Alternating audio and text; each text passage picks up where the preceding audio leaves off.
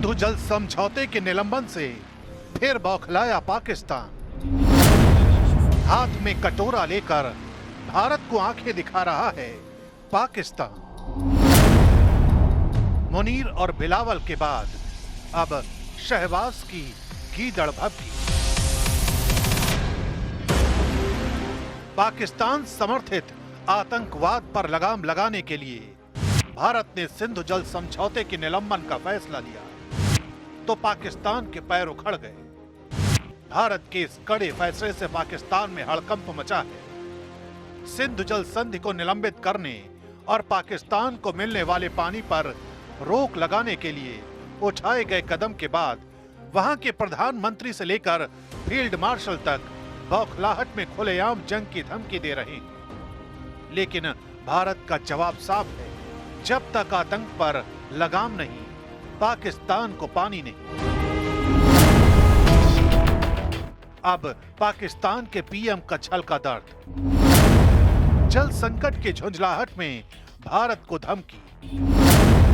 सिंधु जल समझौते के निलंबन को लेकर भारत ने फैसला तो कई महीने पहले लिया था, लेकिन उसकी कुड़हन पाकिस्तान लगातार महसूस कर रहा है।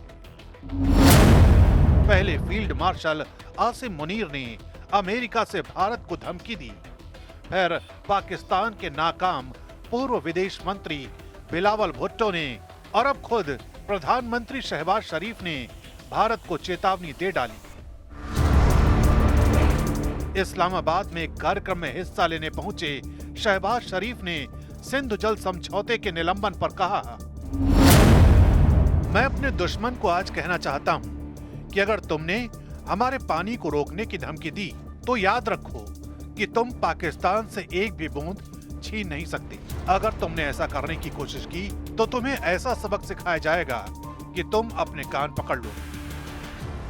अगर ऐसी बातें करते रहेंगे तो फिर खोपड़ी सनक गई तो फिर दूसरा हो जाएगा ना। फिर एक ब्रह्मस चला तो दूसरा ब्रह्मस चलेगा। और अगर कुछ नहीं हुआ तो हमने सोचा एक डैम बनाएंगे और 140 करोड़ आदमी उधर देगा, फिर डैम खोल देगा, कोई गोली नहीं चलेगी, सुनामी आ जाएगा। मुनीर और बिलावल भी निकाल चुके हैं खींच।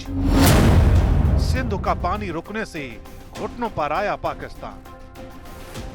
पहलगाम में आतंकी हमले का गुनहगार पाकिस्तान खुद अपने कर्मों की सजा भुगत रहा है।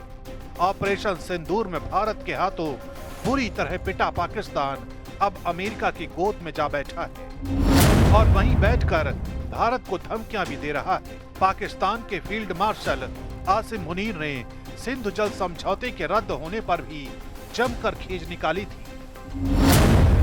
भारत का सिंधु जल संधि को निलंबित करने का फैसला 25 करोड़ लोगों को भुखमरी के खतरे में डाल सकता है। हम इंतजार करेंगे कि भारत बांध बनाए और जब वो ऐसा करेगा तो हम उसे 10 मिसाइलों से फारिग कर देंगे। देखिए, पाकिस्तान आर्मी चीफ की जो जबान है और जो धमकियां वो दे रहे हैं भारत को, वो कंडेमनेबल है।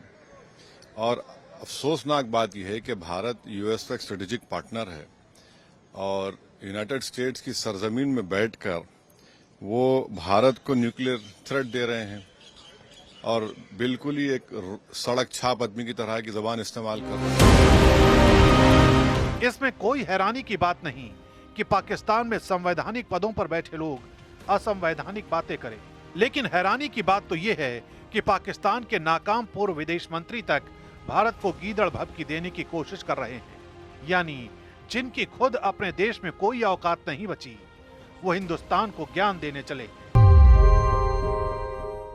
मोदी की बर्बारियत पे, मोदी के इस हमले के बारे में, मोदी के इस इरादे के बारे में आवाज उठाना है और जिदोजहद करना है ताकि इस जुल्म को भी हम रोक सकें।